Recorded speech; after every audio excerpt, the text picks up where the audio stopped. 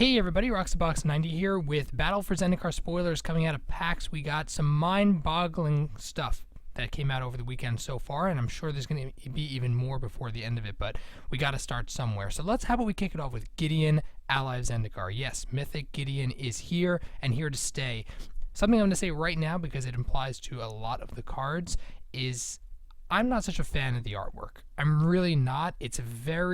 Has a very heavily digitized feel to it, way more than I usually expect, and almost kind of stripped down in terms of detail for Magic. I'll point it out more from some of the other cards. Not all of them. Some are gorgeous, but Gideon, for example, is not on my wow, that's incredible art list, even though his pose is pretty sweet.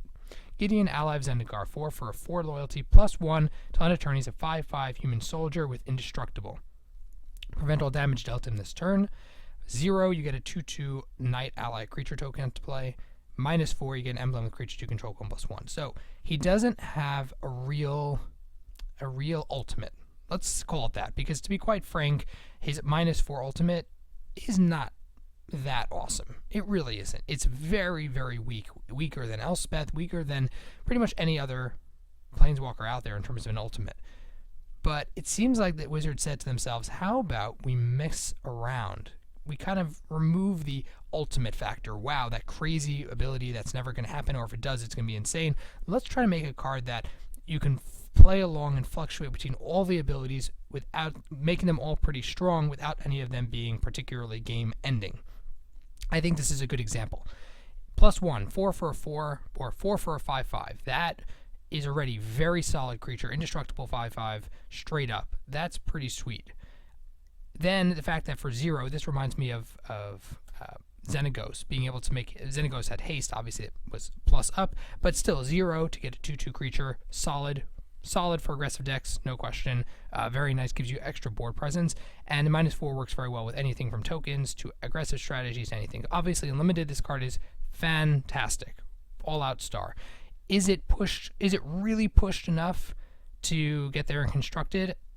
Maybe. I think it's actually, as a Planeswalker goes, he reminds me more of his Ravnica Gideon self, which was not crazy pushed in terms of his viability. Maybe not that Gideon didn't really end up anywhere. I think this guy will probably end up somewhere, but he's not game ending. Great card, very solid design. All around, I like the design of how they're trying new things with Planeswalkers. Instead of having the regular tier, they're mixing it up and doing a good job, I think. I like Gideon, and I like what they did with him so far. But if you think a Planeswalker is what we have going on for the night, you're wrong. The real thing, the real craziness of the night is new dual lands. Yes, new dual lands. Prairie Stream, Sunken Hollow, Smoldering Marsh, Cinder Glade, Canopy Vista. They're a dual land, literally, Plains Island, Island Swamp. They enter the battlefield tapped unless you control 2 or more basic lands. The reason this is nice is because they have a built-in anti-fetch land clause, pretty much. If you don't control the basics, even if you fetch it out, it's going to hit play tapped. Fine, but there's really no drawback to this card. All it does is encourages people to run basics alongside non-basics, which means that, to be quite fair, they're not going to be better than the dual lands in any sort of eternal vintage environment, straight up, because they have this clause. But to be said, in many ways, I think they're better than Shocklands, especially in Modern. I think there's definitely flexibility for many, many decks to use. In Standard, obviously, they're absolute powerhouses, and I love the design. Of course, Commander's going to love these cards to death because Commander decks often have variants. Basically, I'm all like, wow, these are really cool. We haven't had true dual lands invented, new ones, since the Shocklands that act like this, Island, Swamp, etc. Very excited for these. Very excited. Oh, and you thought that this was enough? Wizards also is putting out full art versions. Yes, full art dual lands. Oh my god. Mind blown. Realize it looks like they're going to be at Mythic, so they're going to be much harder to get, and they're going to, I'm sure, especially foil, look incredible. The regular ones are going to be rare. The full art one's going to be Mythic. Super epic design. And these artworks look, by and large, stunning. So thank you, Wizards. They look incredible. We have quite a few spoilers. I'm going to quickly run through some of the highlights. Hero of Gamma Fata is another ally, kind of showing us what goes on with allies. If you play an ally, then all your creatures get indestructible. So each turn, as long as he's around, your guys can continuously gain Combat Presence. Very solid limited card. I think maybe would get there, potentially, in other formats. Hedron Archive, 4 for an artifact, taps to add 2 colorless straight up. These kind of cards that are a 2 or 3 addition mana source are pretty solid. 2 to sacrifice to draw 2 cards. It's all advantage. Commander's going to love it. I doubt it'll really get anywhere else, but Commander for sure is going to be a stellar card. Rolling Thunder, this is a reprint. Solid card at sorcery speed, but I like how it's able to divide up. It's kind of like an alternate Fireball effect. Defiant Bloodlord, 7 for a 4/5 flyer. Whenever you gain life, target opponent loses that much life. This is a Commander card straight up. These kind of gain life, lose life effects are super popular in Commander, and being on a vampire, super sweet. Good design. Omnath, Locus of Rage. I honestly think this is bad design. It's one of these epic mythics that's here. How can we make a card that's going to be ridiculous amounts of money for standard? This is the card. 6 for a 5/5 landfall. Whenever a land comes into play, you get a 5/5 creature. So yeah, fetch land, that's 2 right there. 2 5/5s. So 6 for a 5/5, 2 more 5/5s. Ridiculous. And whenever it or another elemental you control dies, it does 3 damage. Huge Commander card. Obviously insane. I think it's got to see some play somewhere in standard at some point. But notice how the art, I really am not such a fan of what they're doing with the artwork here. As an example, it's very gamified, for lack of a better description. Then Gideon's Reproach, 2 instant, 4 damage target attacking and blocking creature. Pretty much removal, not against Eldrazi, obviously, but against most things in limited, solid. Kozilek's Channeler, 5 for a 4/4 Eldrazi, tap to add 2 colorless to your mana pool. It's basically a way to push Eldrazi faster. We didn't see a lot of this in the original set of Eldrazi, but here I think them doing this is a good move. It's really going to help Eldrazi push forward even in a constructedized environment, possibly.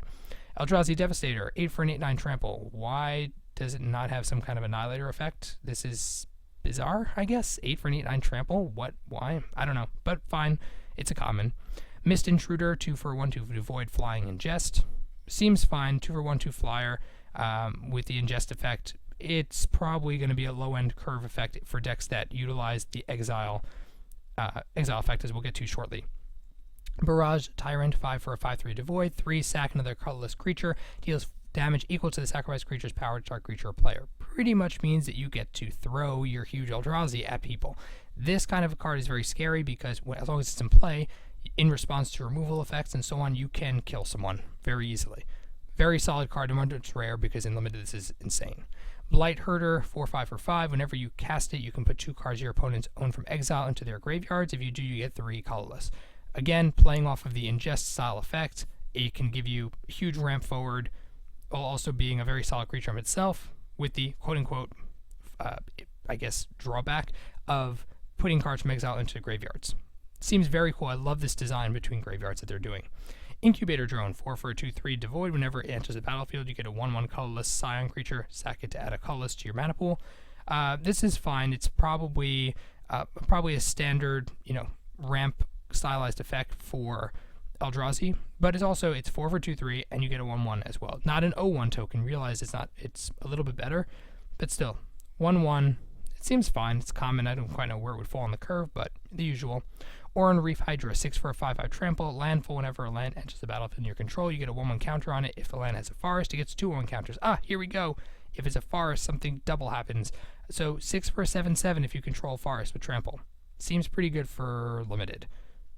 And it's landfall, so it can be even more insane. Definitely scalable, huge card. Radiant Flames, X damage to each creature, where X is the number of colors mana spent to cast it. So we've seen this kind of effect before in, I forget where exactly, Conflux, Alara era. But if they're going to have some encouraging of multicolor effect going on in the set as an alternative to Eldrazi, there you go. Ruinous Path, destroy target creature or planeswalker for 3 with Awaken. Interesting.